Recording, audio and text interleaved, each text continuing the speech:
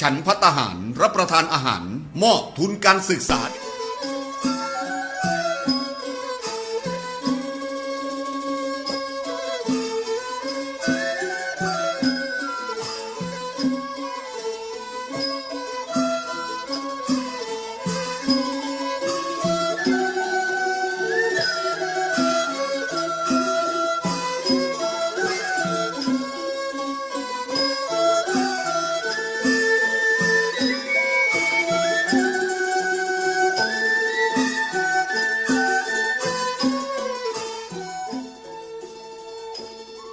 ถ้าโลกนี้มีธรรมประจำที่เมื่อทำดีจะไม่ดีมีที่ไหนมีสุขบ้างทุกข์บ้างช่างประไรเป็นวิสัยของมนุษย์ปุถุชนขอกราบไหว้จากพระอาจารย์ทุกท่านขอเจริญพรสถาญาติโยมผู้ใฝ่ในศีลในธรรมทั้งหลายมาแล้วมาแหมแล้วรายการเสียงธรรมจากเนนน้อยทางเรือจากวัดประแดงทั้งนี้โดยการนำของท่านพระครูโคสิทธิ์ปริยัติยาภรณ์เจ้าวัดประแดงเจ้าคณะตำบลสุเทพเขต 1เป็นประจำทุกวันพุธจาก 10 โมงจนถึง 11 โมงโดยประมาณดำเนินด้วยการโดยธรรมภาพสามเณรสมพงษ์จากวัดประแดงนั่งจัดรายการอยู่ที่วัดประแดงส่งเสียงมายังสถานีวิทยุ FM 104.5 ของวัดไฟหินซึ่งทางวัดไฟหินก็มีท่านพระครูสมุวิสุวัตรวรกิจโจรนายสถานีและเจ้าอธิการท่านได้เมตตาธรรมภาพถวายเวลา1 ชั่วโมงโดยประมาณทั้งนี้เป็นการฝึกเป็นการหัดในการน้อมนำเอานำธรรมคำสอนองค์พระสัมมาสัมพุทธเจ้ามาโอ้มาจานญาติโยมฟังทั้งหลายเป็นประจำตัวจธรรมภาพแล้วนั่งดำเนินรายการอยู่ที่วัดประแดงแรงมา4 โมงจนถึง 2 ทุ่มจะมาได้เอาเทปที่บันทึกไว้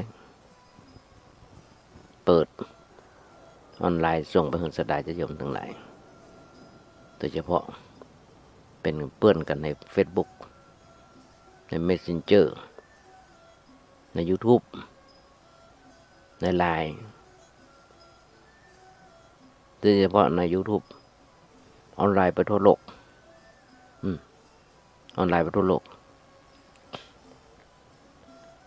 มันมามีอย่างที่ได้ตอบแทนทำจิตทำใจญาติโยมทั้งหลายนอกจากธรรมะเหมือนกันวันนี้ก็จะสิ้นปีละอาตมาก็เอาธรรมะเนี่ยส่งเป็นสคสให้ญาติโยมฟังเป็นประจำทุกปีเท่าที่ผ่านมาส่งไปจนถึงปี 2568ส่งตั้งแต่วันนี้ตั้งแต่พุธที่แล้ววันนี้ส่งให้ญาติโยมฟังญาติโยมก็ต้องไปจมก็ขอจะไปจมจะไปเดือดอย่างน้อยๆเน้นน้อยตัวเนี้ยมาเป็นกู้เป็นกิมพ่ออุ้ยแม่ป้าสถาญาติโยมที่อยู่บ้านยังจองกำลังกวาดกำลังกังควงซักเสื้อซักผ้าทำกับข้าวกับปลาลูกหลานเต้ากินได้ใจกันก็เอาโทรศัพท์จำกระเป๋าเสื้อฟังไปนึกว่าเน้นน้อยตัวนี้เป็นโก้เป็นกิมยำเหงาหนาวอย่างนี้ที่วัดประแดงหนาวพอสมควรก่อนที่จะมาจะขยายใจความบทก่อนว่าถ้าโลกนี้มีธรรมประจำที่เมื่อทำดีจะไม่ดีมีที่ไหนมีสุขบ้างทุกบ้างจังประไรเป็นวิสัยของมนุษย์ปุถุชนก็ขอน้อมเอาอดีตและปัจจุบันของพระเดชพระคุณท่านอาจารย์ธีรสุตพจน์เจ้าอธิการวัดพระลาดมาหุ่นจักรในนามท่านพระครูอาจารย์มหาสง่า ซึ่งเป็นครูบาอาจารย์ธรรมภาพแห่งด้านหนึ่งเปิ้นได้เขียนเป็นบทความ เปิ้นได้เล่าชีวประวัติของเปิ้น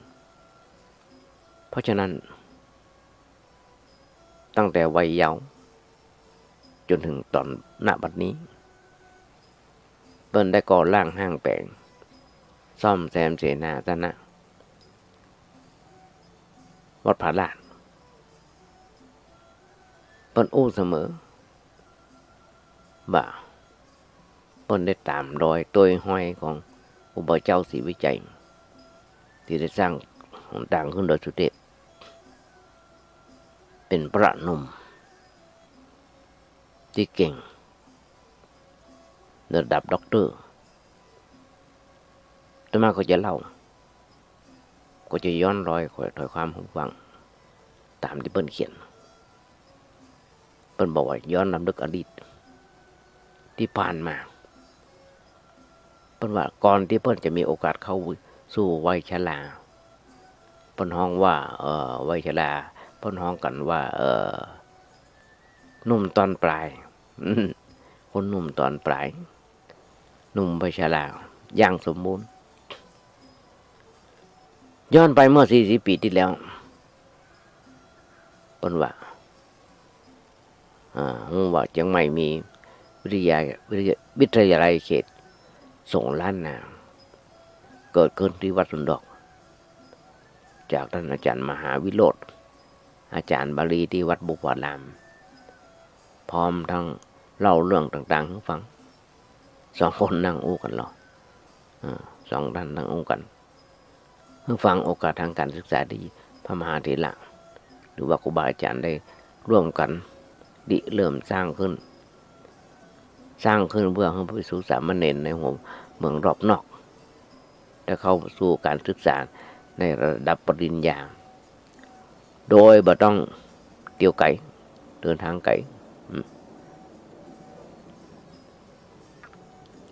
บ่ต้องเดินทางไปตามหัวเมืองต่างเพื่อไปศึกษาระดับปริญญาบ่ต้องไปเมืองหลวงบ่ต้องไปกรุงเทพก็มีมหาจุฬาในว่าเป็นนับว่าเป็นพื้นที่ที่ช่วยเก็บเกี่ยวละอ่อนพระสงฆ์องค์เน้นตามบ้านนอกบ่ฮึ่งได้เป็นคนตกหล่นทางการศึกษาก็ได้ยินได้ฟังเพิ่นโอ้ญาติโยมทั้งหลายอาตมาอยู่มาวัดประแดงมา30 กว่าปีวัดประแดงก็เป็นที่ 1ที่ได้ผลิตได้ว่าผลิตนิสิตนักศึกษาพระสงฆ์องค์เนรนั่นน่ะที่มาอยู่วัดประแดงจบการศึกษาไประดับปริญญาตรีปริญญาโทแล้วก็ปิกไปรับใช้พุทธศาสนาที่บ้านที่จองบางคนบางรูปบางอย่างอยู่ที่วัดสุนดอกมจรวัดประสิงห์แล้วก็มาพำนักอยู่ที่วัดประแดงโดยมีอดีตผอ.มหาวิทยาลัยเชียงใหม่ผอ.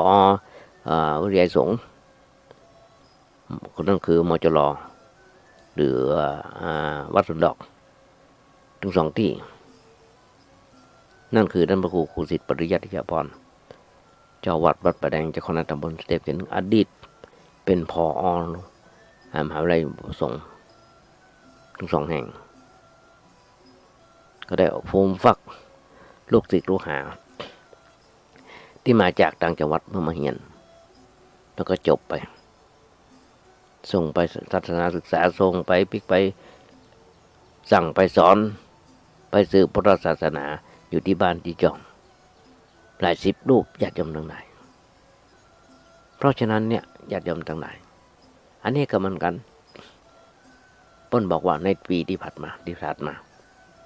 เดินทางไปสมัครเข้าเรียนอาคารเรียนหลังน้อยๆหิมหนองน้ำหลังอุโบสถวัดกระตื้ออันนี้ถึงว่าอดีตของท่านอาจารย์มหาสง่าหรือว่าอาจารย์นักครูธีรสุทธพจน์ ครบ4 ปีแล้วก็ไปปฏิบัติศาสนกิจที่โรงเรียนพระเจดีย์วัดศึกษา1 เทอมพร้อมกับ หลังจากจบแล้ว ก็ปิกมาช่วยเหลืองานที่วิทยาลัยสงฆ์ล้านนามจรวัดสันดอกส่วนบาลีสาธิตศึกษาในเทอมที่ 2จนจบการศึกษาปี2537ก็ได้ลาออกจากเพื่อการศึกษาต่อที่ภาควิชาปรัชญาและศาสนามหาวิทยาลัยเชียงใหม่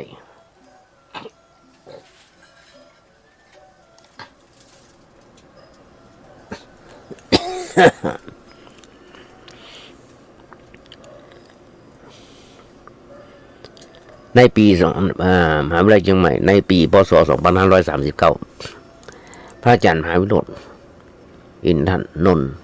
จบปริญญาเอกเดินทางกลับจากประเทศอินเดียและจวนไปศึกษาไปช่วยงานแนวศึกษาปริญญาตรีสำนักพระสังฆาธิการผลวงเล็บไว้ว่ากสพศโดยเหตุผลว่าเฮาลูกหลานมหาจุฬามีวิชาความรู้จังจังเจรจานอนอยู่วัดบดายก็มาเกิดประโยชน์อะไรอย่างแท้จริงแล้วบ่ได้นอนอยู่เฉยๆอาจารย์พูดว่านะบ่ได้นอนอยู่เฉยๆแต่กำลังเตรียมตัวเมื่อจบป.โทจะลาสิกขาจะสิกตลอดในช่วงสงกรานต์ก็ได้ไปเฝ้าที่ห้องมหาวิทยาลัยสงฆ์เพื่อพระสังฆาธิการที่เปิ้นไปแนะแนวท่านติดต่อมาจะได้อธิบายในครั้งปี2542ญาติโยมทั้งหลายน้องปู่ครูบาปัญญาวชิระหรือครูบาแอนะและน้องพ่อพระเดชพระคุณพระอมรเวทีพาห้องกันมาหาพระมหาวันเจ้าคณะตำบลสุเทพเขต 1ผู้ช่วยอธิการบดีฝ่ายบริหารมจรวชมชชมมหาวิทยาลัยอย่างแนวมหาวิทยาลัยวขเชียงใหม่ได้มอบหมายให้ไปช่วยพ่อกอยวัดผาลาดเพื่อพัฒนาให้เป็นสถานที่ปฏิบัติธรรมมหาวิทยาลัยมหาจุฬาลงกรณราชวิทยาลัยวิทยาลัยเขตเชียงใหม่ที่หลวงพ่อครูบาปัญญาวชิระก็ขอให้ช่วยพ่อช่วยกอยดูแลวัดผาลาดที่เปิ้นเคยมาปฏิบัติธรรม1 ปีเหมือนกันจนถึงปัจจุบันเนี่ยตั้งแต่วันนั้นจนถึงปัจจุบันก็ได้25 ปีวัดผาลาดเป็นสถานที่เปิดโลกทัศน์ทางภูมิปัญญาล้านนาได้เรียนรู้เรื่องการดูแลรักษาโบราณสถานการอยู่ร่วมกับธรรมชาติและสิ่งแวดล้อมเป็นพื้นที่ที่ทำให้ได้ปะกับครูบาอาจารย์หลายผู้หลายท่านผู้รู้ข้อคิดข้อแนะนำแนวทางในการทำงานโดยเฉพาะเรื่องการเรื่องราวของบรรพชนเจ้าหลวงและครูบาเทิมครูบาหลวงครูบาเจ้าศรีวิจัยในทางปฏิบัติธรรมและคำสอนได้ฟังเรื่องราวในหลวงรัชกาลที่ 9ที่ได้ทรงทำงานนักเพื่อเจ้าบ้านและความอุดมสมบูรณ์ป่าไม้และแผ่นดินเพื่อกำเดียวญาติโยมทั้งหลายอาจารย์มหาสง่าบอกว่าตัวเปิ้นเองสิริอายุได้58 ปีแล้ววันต่อมาเต็มละ45บอกว่าอันยังจะมาถึงก่อนกันวันพุธกับพบหน้าบอกว่าอย่างมันอยู่กันโดยตั้งใจว่าในปีเนี้ยจะทำบุญถวายพระทหาร สังฆทานอุทิศส่วนกุศลพ่อแม่ครูบาอาจารย์บรรพชนผู้มีพระคุณทั้งหลายญาติโยมและถวายทานเพื่อร่วมบูรณสถานวัดพระลานร่วมกันสร้างจัดถวายสร้างวัดถวายครูบาเจ้าศรีวิจัยและทำบุญร่วมทำบุญสร้างวัดมหาจุฬาศรีวิชัยยาเรนนท์วิทยา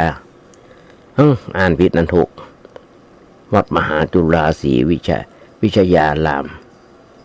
ในวาระครบ40 ปีในวาระครบ40มาได้ชื่อจุฬาถวายทุนการศึกษาแก่ภิกษุสามเณรและเยาวชนแล้วก็มอบปัจจัยสมทบทุนมูลนิธิโรงพยาบาลสงฆ์โรงพยาบาลมหาราชมหาวิทยาลัยเชียงใหม่ในวันที่3 ธันวาคม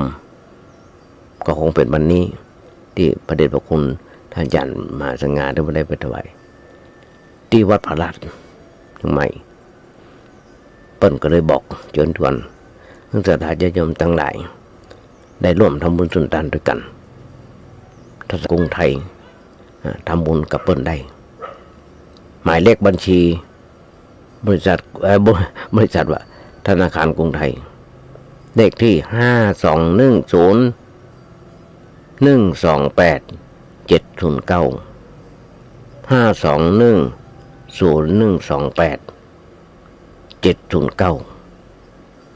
นี่คือ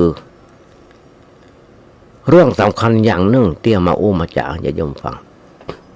ญาติโยมทั้งหลายพระสงฆ์องค์เจ้าตำบลสุเทพมีนักหนาประบ้านที่จะลงพุทธศาสนาช่วยกันส่งเสริมพระสงฆ์องค์เนร อนุรักษ์วัฒนธรรมได้หลายท่านได้หลายอันหลายอย่างที่บอกองค์ต่างโดยสุเทพเริ่มสร้างก็คือครูบาเจ้าศรีวิจัยเขาได้เดี่ยวขึ้นเดี่ยวลงขึ้นดอยสุเทพขับรุ่นขึ้นลงถึงวันนี้ก็เพราะครูบาเจ้าศรีวิจัยแต่สุเทพมีอย่างที่ดีๆนักตำบลสุเทพมีอย่างดีๆนักญาติโยมทั้งหลายอย่างวัดแสงจันทร์ที่อยู่หลังวัดอุโมงค์เมื่อนาทีไปไม่ได้ไปกับเหมือนนักแกที่วัดแสงจันทร์กำลังพลิกฟื้นเพิ่งเป็นวัดแห่งที่หนึ่งก็โดยการนำของตำบลสุเทพอย่างน้อยๆตัดด้วยมาหูก็คือมีท่านพระครูโคสิทธิ์ปริยัติยาภรณ์เจ้าอาวาสวัดประแดงเจ้าคณะตำบลสุเทพเขต 1และท่านพระครูธีรสุรพจน์เป็นผู้บุกเบิกโดยมีพ่อกำนันตำบลสุเทพเปิ้นได้เริ่มก่อร่างห้างแปลงหรือว่าเริ่มพลิกฟื้นขึ้นมาพร้อมดังคณะศรัทธาตำบลสุเทพของเฮาเพราะฉะนั้นญาติโยมทั้งหลายผ่านไปผ่านมาฝากไว้ด้วยเอาละญาติโยมทั้งหลายแต่มาจะมาย้อนรอยถ้อยความในบัญชีในอันบทกลอนที่ธรรมาได้อู้ไว้ว่าถ้าโลกนี้มีทำประจำดีเมื่อทำดีจะไม่ดีมีที่ไหนมีสุขบ้างทุกบ้างจังอะไรเป็นวิสัยของมนุษย์ปุถุชนทุกสิ่งทุกอย่างย่อมไปตามกรรมเป็นไปตามกรรมธรรมาถึงบอกกรรมมุนาวัตตติโลโกสัตว์โลกย่อมเป็นไปตามกรรมใครทำกรรมดีได้ก็ได้ใครทำกรรมชั่วก็ได้กรรมชั่วนี่คือสัจธรรมอย่างหนึ่งเพราะฉะนั้นทำดีก็ได้ดีทำชั่วก็ได้ชั่วเป็นคำสอนที่มีทั้งเหตุและผลอยู่ในตัวของมันชัดเจนทำดีเป็นเหตุได้ดีเป็นผลทำดีเป็นเหตุได้ดีเป็นผลญาติโยมของเราคือกระเดิมทำดีเป็นเหตุ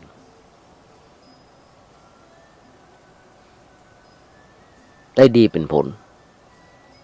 ทำชั่วเป็นเหตุได้ผลชั่วเป็นผลได้ชั่วเป็นผลการกระทำก่อให้เกิดผลแก่ผู้กระทำหลักเนี่ยญาติโยมทั้งหลายเป็นหลักใหญ่ปนห้องมาเป็นหลักกรรมหลักกรรมก็คือคำว่ากรรมซึ่งญาติโยมรู้ว่ากรรมคือการกระทำมันเป็นไปทั้งเหตุและผลเป็นไปทั้งเหตุและผลเมื่อมีการกระทำของเมื่อมีการกระทำผลของการกระทำก็เกิดแก่คนกระทำและส่งผลกว้างออกไปถึงคนอื่นส่งผลกว้างไปถึงคนอื่นด้วยมันการที่เราเอาใบหินคว้างลงในน้ำด้วยแรงดันของก้อนหินทำให้น้ำมันกระเพื่อมทำให้ป่าในน้ำเกิดความรำคาญอย่างนั้นทำให้ตะลิ่งพังเกิดความเสียหายผลเกิดทยอยกันติดกันไปตามลำดับญาติโยมในภาษาสมัยใหม่บนว่ากิริยาและปฏิกิริยากิริยาคือการกระท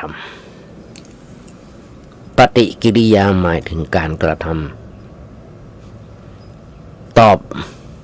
อันตัวเป็นผลเช่นเฮาเอาฝ่ามือเนี่ยตบกันสองข้างเนี่ยนะตบกันมันเป็นกิริยาเกิดเสียงดังยังไม่น้อยเจ็บฝ่ามือเฮาแถมมาปอหนวกหูคนอื่นด้วยที่นั่งใกล้ๆกันนั่นนะหนวกหูคนตัวมันก็กันพอหน้ากันไปกับพอหน้ากันมาก็ได้ยาละกุยปัดกันละนวกหูนั่นหรอ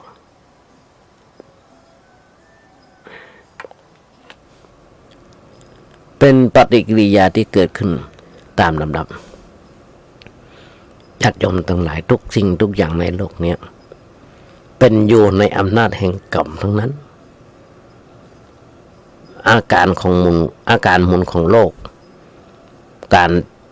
เดินของดวงดาวการเดินของดวงอาทิตย์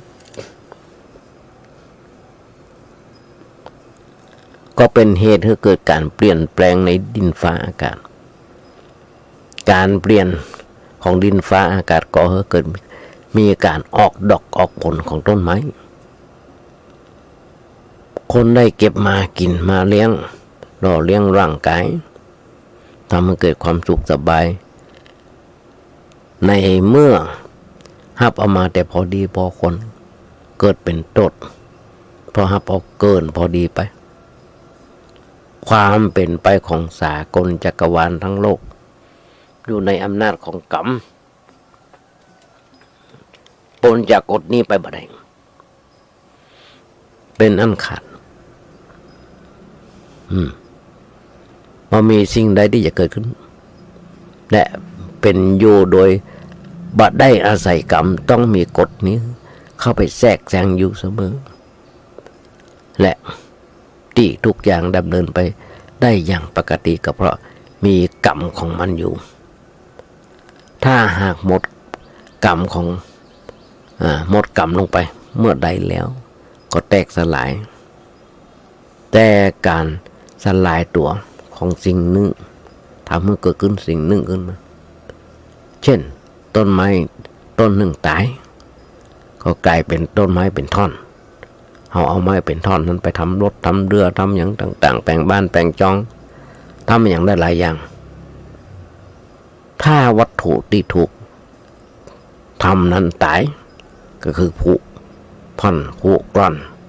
ไปตามอายุของมันก็กลายเป็นปุ๋ยก็คือเกิดเป็นอาหารแก่หญ้าแก่ต้นไม้ต่อไปญาติโยมมุ่งสนธรรมทั้งหลายวัตถุทั้งหลายทั้งหมดในโลกบ่ได้หายไปจากโลกมันหมุนเป็นเวียนเป็น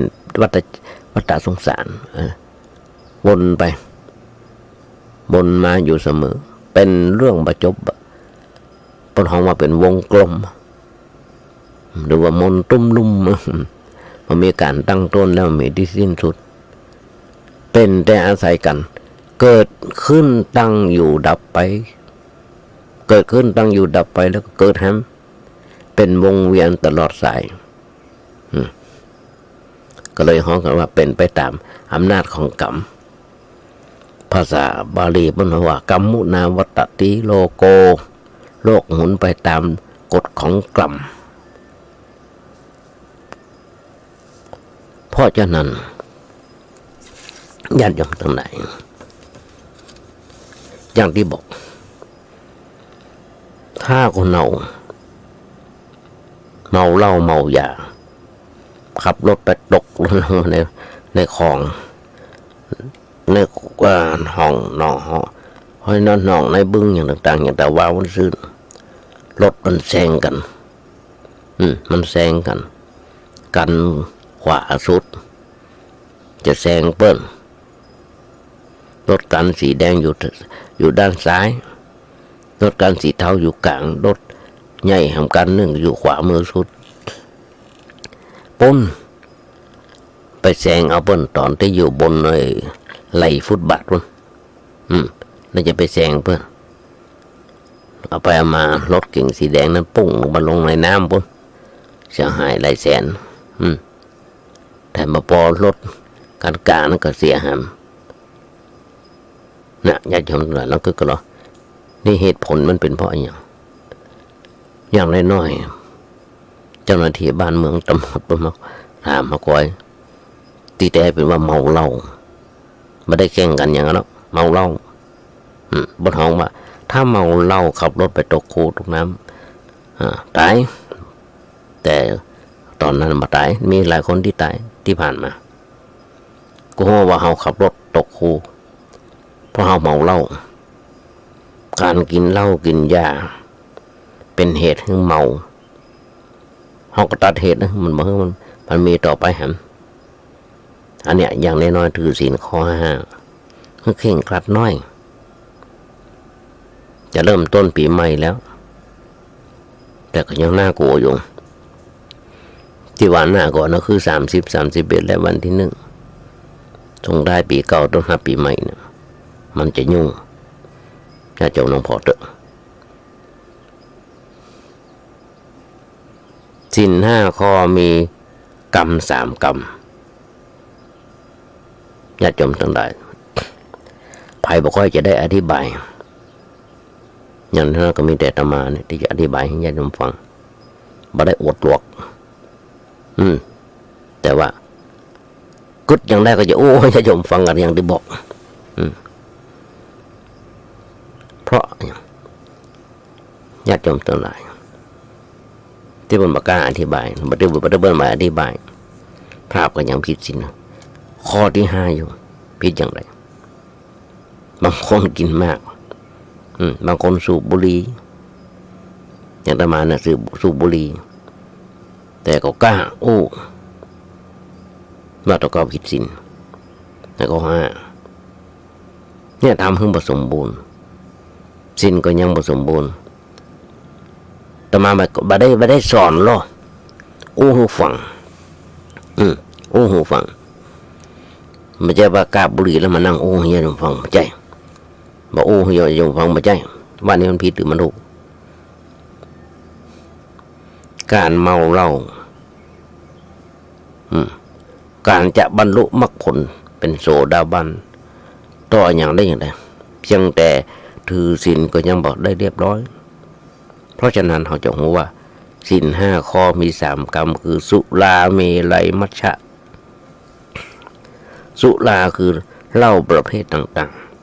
ๆเป็นสิ่งที่ต้องห้ามสำหรับพุทธบริษัทเจ้าพุทธของเขาบอกว่าจะดื่มเหล้าบอกว่าจะขายเหล้าบอกว่าจะตั้งโรงทานกลั่นเหล้ามันตั้งโรงงานตะกลั่นเหล้าผิดบ่าโรงทานเหล้าแต่มาก็ได้หันยังมีใน YouTube อยู่เลยเนี่ยโยมทั้งหลาย มีงานปล่อยหลวงที่ไหนกับบ่จำบ่ได้ก็มีโรงทานกันตั้งกันไป10 ปี20 ล้าน30 ล้านมีโรงทานเหล้าลงนึงใส่รถถีบใส่รถถีบเหล้าหลายขวดใส่ในนั้นแล้วก็แจกเป็นโรงทานเพิ่นเขียนป้ายว่าโรงทานสุราแจกเป็นแก้วไปแก้วไปใครก็กินก็ไปที่นั่นมีคนเสิร์ฟเพิ่งเดียวทำลิ้นให้เรียบร้อยอันนี้อย่างมาอันอย่างที่แปลกใหม่ที่เสริมขึ้นมาครับโรงทานเหล้าก็น่าสังเวชเพราะฉะนั้นญาติโยมบอกว่าจะมีโรงงานกันเหล้าแต่ทางบ้านเมืองเปิ้นก็บอกว่าอยากจะมีได้ภาษีเก็บภาษีอย่างต่างๆที่ถูกต้องตามนั้นบัดเดี๋ยวนี้จะมีนั่นละสุราปนห้องอย่างก่อนหน้าที่ทำเจ้าบ้านจุฬาชุมชนมีจุฬาชุมชนนั่นละแข่งกันเนาะบ้านประแดงเนี่ยมี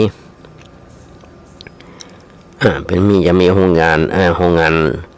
สุราชุมชนนั่นละสุราตำบลนั่นละโรงกันเล่าที่เขาทำกันอยู่เนี่ยมันเป็นความผิดทั้งนั้นผิดศีลนะไม่ได้ผิดกฎหมายเขาก็บ่ต้องไปกินไปดื่มมันแล้วก็บ่ต้องไปซื้อของขายดื่มบ่ส่งเสริมการดื่มในวันเกิดก็เลี้ยงข้าวเลี้ยงนมก็ได้จะไปเลี้ยงเหล้าเพราะการเลี้ยงเหล้าบ่ใช่ทำบุญวันเกิดแต่เป็นการทำบาปในวันเกิดซึ่งการทำบาปในวันเกิดมันมีนักหนาประบ้านที่เป็นความเสียหายเขาเชิญเพื่อนมากินเหล้ามันก็เมาแล้วขับรถไปบัดถึงบ้านหนังสือพิมพ์ลงข่าวประเดี๋ยวนี้มันเว้ยเฟซบุ๊กกันอย่างยูทูบกันอย่างต่างๆลงละนักข่าวก็นักประเดี๋ยวว่ามาปีกมาจากงานวันเกิดเอารถไปลงไปโจรกันตายเฮียนักหนาป้าป้านหันได้ทุกเมื่อเช้าวันหนังสือพิมพ์พาดหัวข่าวทีวีกับนักข่าวก็มาพาดหัวข่าวคนนั้นเลี้ยงวันเกิดคนนี้เลี้ยงวันเกิดนี่เป็นหลักสำหรับผู้หลักผู้ใหญ่นั้นเลยที่เขาเป็นข่าวกลับมาเพียวรถพลิกคว่ำตายจน10 ล้อตายจนเสาไฟฟ้าตายเสาไฟฟ้าคอนกรีตตั้งอยู่ดีๆมันก็เอารถไปโจรเปิ้นอย่างนี้มันก็ผิดเป็นการทำบุญที่ไม่ใช่บุญแต่ทำบุญกลายเป็นบาปเฮาเลยบ่ควรจะเลี้ยงของเรานั้นเชิญเพื่อนมากินข้าวกินน้ำกินนมกินของหวานที่บ้านความสดชื่นรื่นเริงเป็นการทำบุญที่ถูกต้องอันนี้สุรานะมัชฌะสุราเมแล้วก็มัชฌะเป็นสิ่งเสพติดได้แก่บุหรี่มากกัญชายาฝิ่นเฮโรอีนยาบ้ายาอย่างต่ออย่างที่เป็นของเสพติดทั้งหลายพระสูบบ่ได้ถ้ากินมากก็บ่ได้ญาติโยมอย่าเอามากเอาบุหรี่ไปถวายพระเพราะถ้าเอามากเอาบุหรี่ไปถวายพระทำให้พระเมาสิ่งนั้นแล้วก็เสียผู้เสียคนไปโดยกันมาเดี๋ยวนี้ญาติโยมทั้งหลายไม่ใช่แค่สิ่งสองสิ่งที่ว่าโอ้ตัวเข้าไปในวัดลำเดียวยาบ้ายามายายังต่างๆยาเสพติดที่เจ้าหน้าที่บ้านเมืองเพิ่นจับได้หันทุกวันพระสงฆ์องค์เจ้าของเฮาหันถึงมันที่เพิ่นจับบางทีก็เป็นถึงเจ้าคณะ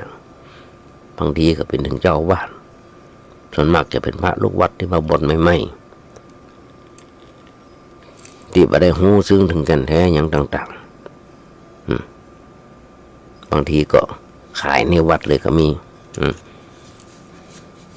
เนี่ยญาติโยมทั้งหลายแล้วก็เสียผู้เสียคนไปด้วยกันไอ้มูลน้ำอัดลมบางประเภทขวดน้อยๆนะมีกางมาชนกันพ้องมียก2 นิ้วพ้อง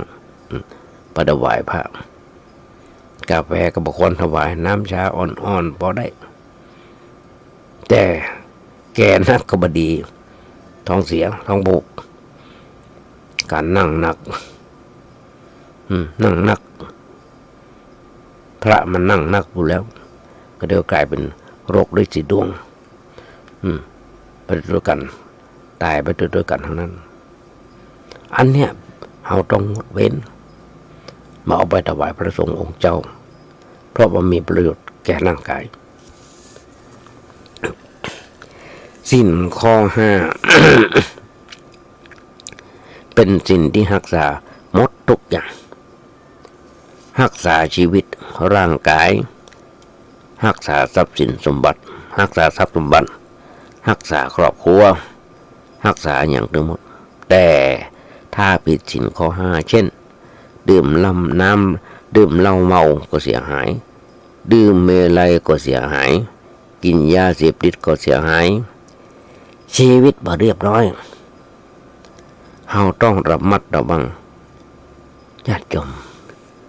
ที่เฮาเป็นชาวพุทธกันนี่คนจะงดเว้น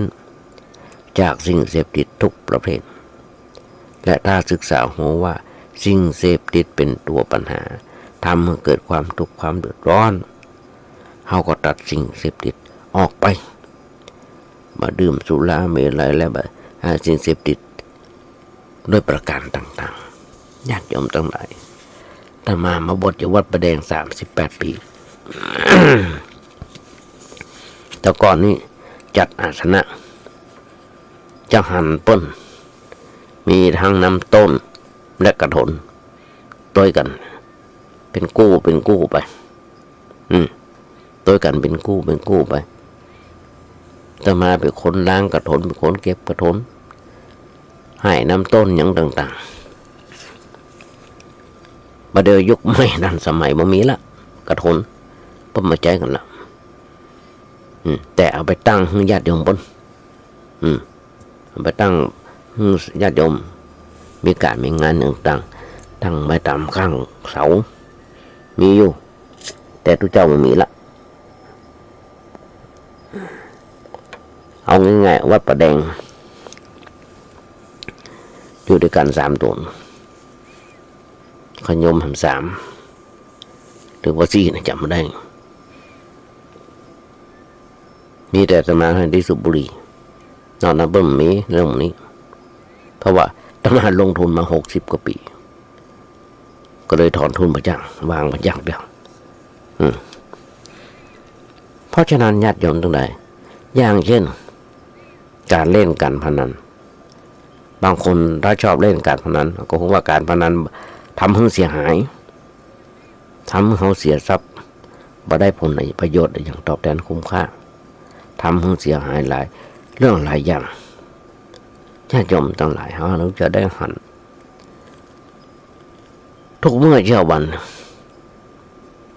การพนันมาจำเป็นต้องไปเล่นนั่งอยู่ที่บ้านที่กุฏิก็เล่นได้แล้วคนเดียวนะมันมาตั้งโทรศัพท์ญาติโยมทั้งหลายเราเสียอย่างลัดๆไปแลดอย่างนั้นนะหวยการอย่างการนะแต่งในโทรศัพท์เขาได้เลยโอนเงินกันได้เลยอย่างเท่าที่ผ่านมาญาติโยมก็หันได้ว่ามีคนเสียเป็น10 ล้าน100 ล้าน1,000 ล้าน10,000 ล้านก็มีเขาได้หันกันแล้วเห็นหรอเขายังสมัยตะก่อนเขายังเสียค่า100แค่ปั่นอยู่ที่บ้านเล่นกัน 3-4 คนเสียก็หลัก10หลักร้อยแปลงหน้าเศร้าหน้าเบาแล้วหรอกประเดี๋ยวนี้มันเสียกันเป็นหมื่นเป็นพันล้านหันกันอยู่เป็นข้าวเพื่อจับติดคุกติดตารางกันตึงวันเป็นผู้หลักมักดีเป็นผู้ที่มีชื่อเสียงกันทั้งนั้นที่มันมีกันที่มันดำกันแบบนี้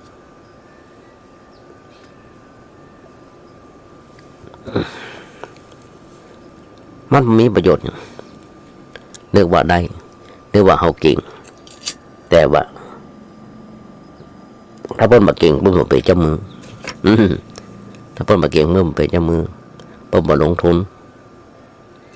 ทำมือเสียหายหลายอย่างอันทรัพย์ตั้งแต่ทรัพย์ตั้งอยู่บ่ได้ตระกูลล่มจม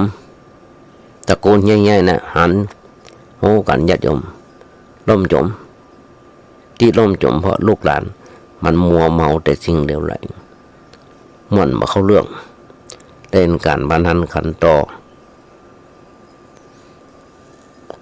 ถ้าไผ่ไปอยากวงตระกูลของเฮาเสื่อมไปเราก็ต้องงดเว้นจากสิ่งเหล่านี้งดเว้นจากสิ่งเหล่านี้ถ้าเฮาแอวเมื่อคืนเฮาได้อย่างพอก็คืออย่างนั้นคือได้โรคภัยสมัยนี้ไปแอวตามซอกตามซอยต่างๆระวังอันตรายให้ดีเพิ่นบอกว่าระวังโรคเอดส์เพราะโรคเอดส์มีทั่วไปทำร้ายคนหมู่อยู่นักบ่น้อยวัดพระบาทน้ำพุยังรักษาเลี้ยงคนที่เป็นโรคต่างๆโรคเอดส์ต่างๆนักญาติโยมทั้งหลายจะมาได้หันภาพหันข่าวของหลวงพ่ออลงกฎ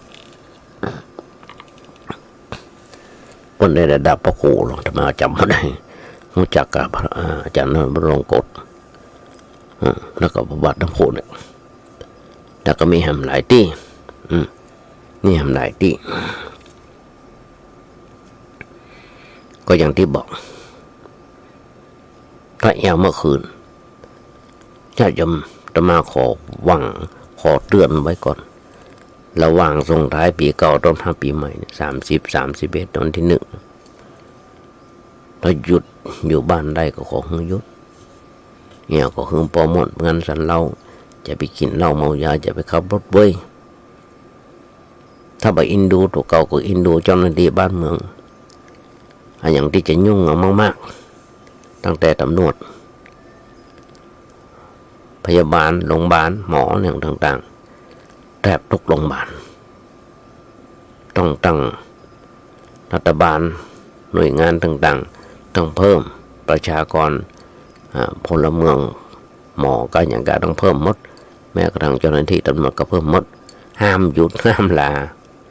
ในเวลา3 วัน 4 วันเนี่ยญาติโยมพอเถอะแล้วจะมาอู้ให้ญาติโยมฟังว่าเป็นยังไงเหตุการณ์ในช่วงท้ายปีเก่าต้นปีใหม่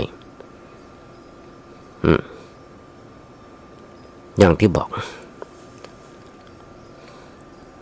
เฮาอย่าไปแอวเมื่อคืนอย่าส่งเสริมความชั่วบ่ไปแอวบาร์เทปขับพับเทปบาร์อย่างต่างๆอย่าไปแอวเหมือนงั้นสันเราตามสถานที่ที่บนห้องว่าคาราโอเกะเนี่ยนะคาราโอเละบนห้องกันว่าคาราโอเละแต่ความจริงบนห้องคาราโอเกะแต่มาว่าคาราโอเละคือไปแล้วมันเละไปอยู่บ้านดีกว่าคำแล้วกินข้าวน้ำข้าวแห้งเรียบร้อยแล้วก็เข้านอนกับครอบครัวได้มีโอกาสโอ้กับลูกกับเต้าสั่งสอนอบรมนิสัยในตัวกินอาหารเสร็จแล้วก็นั่งพอโทรทัศน์พอเรื่องราวคนดูเช่นข่าวดูความเคลื่อนไหวของประเทศชาติบ้านเมืองพอโหเข้าใจจำไว้สอนลูกไปด้วยในตัวนั่งพอร่วมครอบครัวแล้วก็สอนลูกไปด้วยเอาบทโทรทัศน์เป็นบทเรียนสอนลูกเพื่อเกิดปัญญาเพื่อเกิดความรู้ความเข้าใจลูกได้รู้ว่าอันยังถูกอันยังผิดอันยังดีอันยังชั่วอันยังเป็นเหตุเพื่อเกิดความเสียหายอันยังเป็นเหตุให้เกิดความเจริญสมควรแก่เวลาแล้วก็ปิดโทรทัศน์ปิดโทรศัพท์ชวนกันเข้าห้องพระเข้านอนสวดได้ก็สวดบนแล้วก็นอนถ้าเฮามีห้องพระพิเศษบางบ้านมีห้องพระเนาะมีห้องพระเป็ดเรียบร้อยเป็นร้อยบางคนพระเต็มห้องเป็น100 องค์เลยอยู่กันเต็มไปหมดบางบ้านก็มีองค์หนึ่งมีองค์เดียวบางบ้านมี2 องค์ 3 องค์ตกแต่งให้มันสะอาดเรียบร้อยอย่างน้อยก็เอาน้ำ1 แก้วไปวาง บางใบสอนลูกให้ไปเปลี่ยนน้ำให้มีหน้าที่การงานทำคือเปลี่ยนน้ำพระให้ไปกราบพระทุกวันอ่อนไปกราบพระทุกวันให้เราอ่อนได้ใกล้พระเข้าหาพระจะได้รู้จักพระจะได้เอาพระมาเป็นหลักประจำใจใหญ่ขึ้นก็ผีจะไม่ได้ไปมันจะผีก็จะมาเข้ามารก็จะมาเข้าการเป็นอยู่จะได้เรียบร้อยดีงามแล้วก็ป่าลูกเต้าภรรยาเข้าห้องพักก่อนได้ว่าก็เขาเกิดมาเป็นไทยเขาเป็นมนุษย์เขาเป็นพุทธบริษัทเขานับถือพุทธศาสนาพระธรรมคำสอนขององค์พระสัมมาสัมพุทธเจ้าเป็นหลักปฏิบัติที่ทำผู้ปฏิบัติโดยหลุดพ้นจากความทุกข์ความเดือดร้อนในชีวิตประจำวันประเทศไทยเราอยู่รอดเพราะหลักธรรมะหลักธรรมคำสอนองค์พระสัมมาสัมพุทธเจ้าช่วยให้เราพ้นทุกข์เพราะเรานำธรรมะมาปฏิบัติบัดเนี่ยเราจะหลับจะนอนแล้วเอามาตั้งใจสวดมนต์ไหว้พระน้อมระลึกถึงคุณพระพุทธธรรมประสงค์บุญคุณของพ่อของแม่ของครูบาอาจารย์ท่านผู้บริหารประเทศชาติบ้านเมืองเมื่อเราได้อยู่สุขสบายได้หาความสุขความสบายมาจนถึงบัดเนี่ยนี่คืออย่างหนึ่งที่ควรจะสอนลูกสอนเต้าสอนต่างๆญาติโยมทั้งหลายแล้วก็สวดระลึกถึงคุณพระพุทธพระอสุขซึ่งควรพระธรรมต่อไป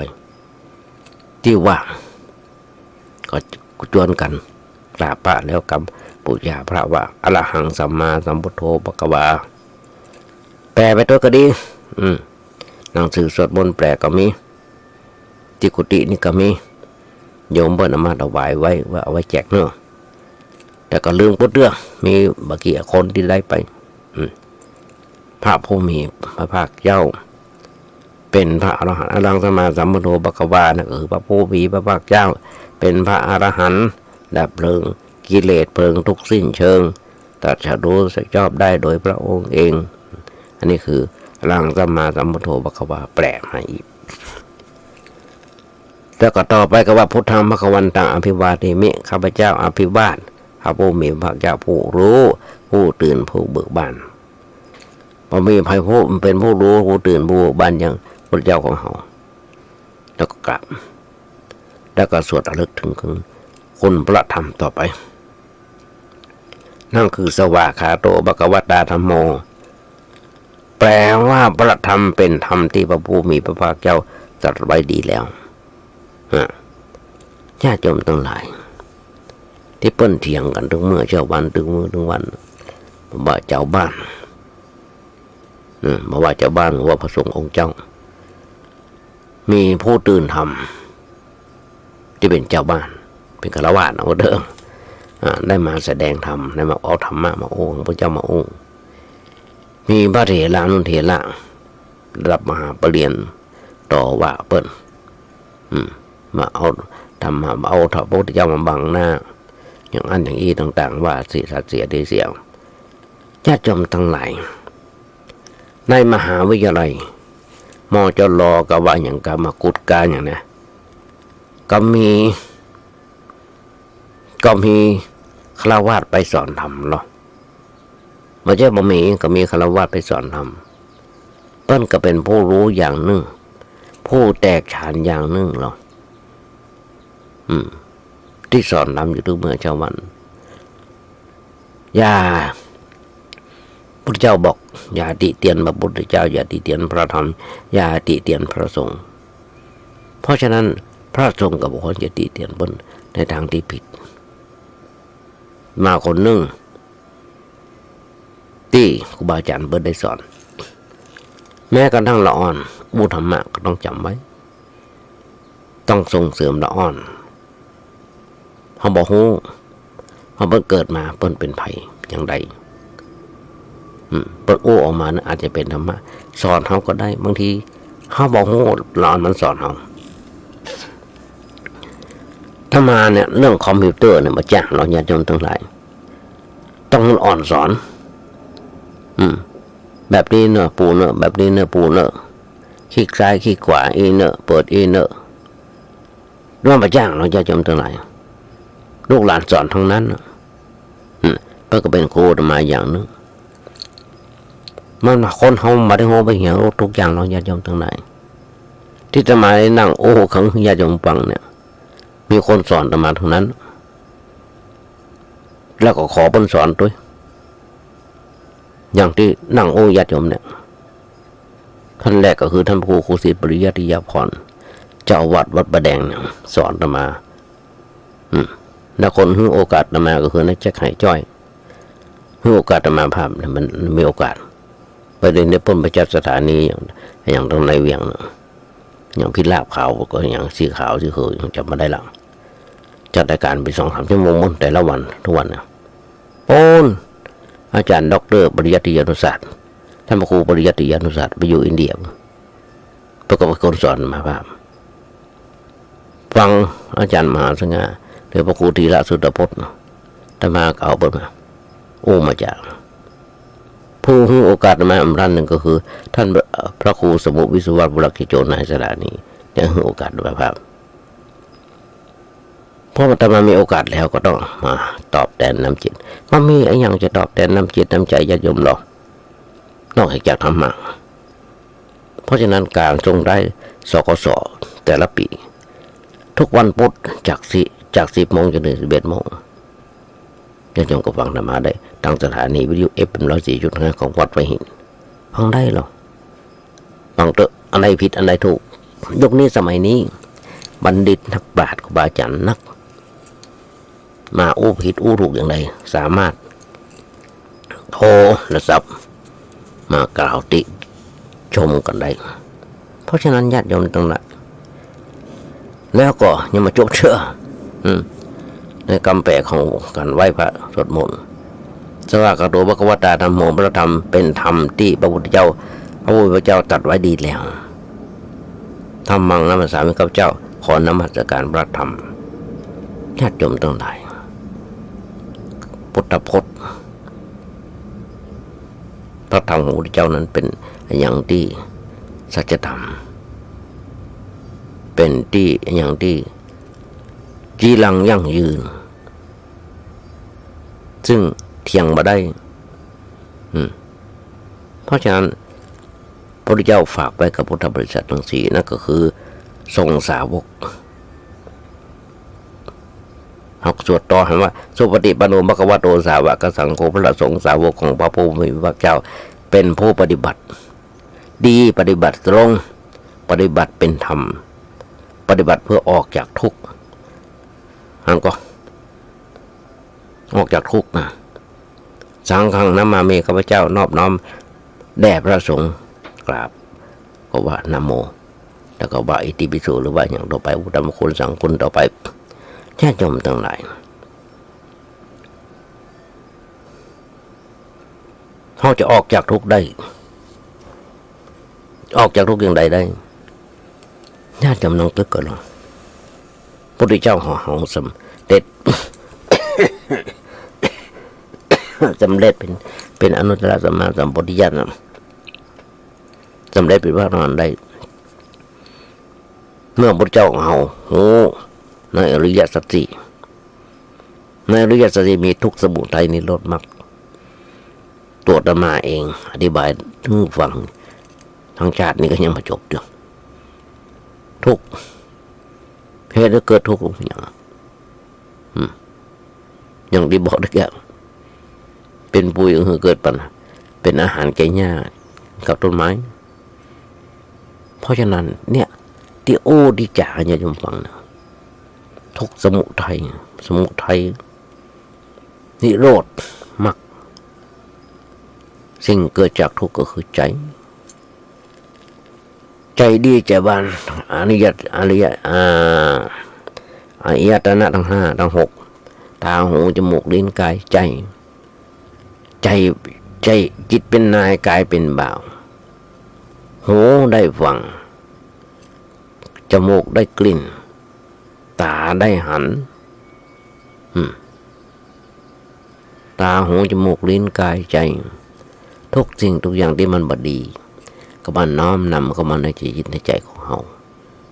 สิ่งชั่วสิ่งร้ายต่างๆก็เขาก็บ่น้อมเข้ามาในตัวของเราอย่างเช่นที่บอก31ที่1ถ้าเราอยู่บ้านเขาวัดเขาว่าสวดมนต์ข้ามปีนี่แทบจะทุกวัดมีการสวดมนต์ข้ามปีกันเพราะฉะนั้นฝากบอกญาติโยมทั้งหลายด้วยทุกวัดมีการสวดมนต์ข้ามปีญาติโยมก็พากันไปดีก็ไปนั่งส่วนเสเฮฮาฉลองกันต้อนรับปีใหม่ส่งท้ายปีเก่าต้อนรับปีใหม่ไผ่ที่บ่อยากจะไปนอนอยู่โรงพยาบาลอย่ามันบ่นอนอยู่ในโรงได้กินข้าวผ่านทูบถ้าไปทำแบบนั้นถ้าไปสวดใบพระสวดมนต์ข้ามปีเขาก็จะได้บุญและกุศลเพราะฉะนั้นฝากไว้กับสถานญาติโยมทั้งหลายด้วยท้ายรายการมาเนี่ยธรรมะว่าจบจ้ะในบทก่อนที่ธรรมะแปลญาติโยมฟังว่าถ้าโลกญาติโยมฟังว่าถ้าโลกนี้มีธรรมประจำที่เมื่อทำดีจำไม่ดีมีที่ไหนมีสุขบ้างทุกบ้างจังพอใดเป็นวิสัยของมนุษย์ปุถุชนก็ไปจบจ้ะเดี๋ยวพอเวลาจะหมดธรรมดาก่อนจะเอาเวลาเอารายการนี้จากญาติโยมไปก็ขอเอางานบุญงานกุศลเอิ้นฝากญาติโยมสักน้อยซึ่งทางวัดประแดงของเราโดยมีท่านพระครูศิษย์ปริยัติพรเจ้าวัดประแดงเจ้าคณะตำบลสุเทพเขต 1มีการก่อร่างห้างแปลงซ่อมแซมเสนาสนะหลายอันหลายอย่างสำเร็จรุ่ร่วงไปละหลายอย่างแต่ตอนนี้ไปจะมีการก่อร่างห้างแปลงนั่นคือแปลงศาลาอนุสรณ์พระเจ้าติโลกราชศาลาอนุสรณ์พระเจ้าติโลกราชที่กำลังจะเริ่มสร้างเริ่มแปลงญาติโยมทั้งหลายต้องใจทุนทรัพย์ปัจจัยน้อยญาติโยมจะร่วมทำบุญสุนทรกับวัดประแดงมหาวิหารของเราก็น้อมนั้นจนญาติโยมทั้งหลายโทรศัพท์ไปถามท่านพระครูเจ้าวัดได้เบอร์มีอยู่ว่า0818815690 แล้วก็ขอกราบขอบพระคุณในน้ำใจของท่านพระครูสมุวิศวัตรวรกิจโจรในสถานีที่ให้โอกาสได้ถวายเวลาธรรมภาพกราบกับพระคุณเพราะก่อนนี้ญาติโยมทั้งหลายวันนี้อาจจะเป็นวันครบรอบวันเกิดของใครคนใดคนหนึ่งอาตมาก็ขออำนวยพรสัตย์จะขอมีความสุขมีความเจริญคิดสิ่งหนึ่งถึงได้สมความมุ่งมั่นปรารถนาขอญาติโยมอย่าเจ็บอย่าไข้กันเลยขอเจริญพร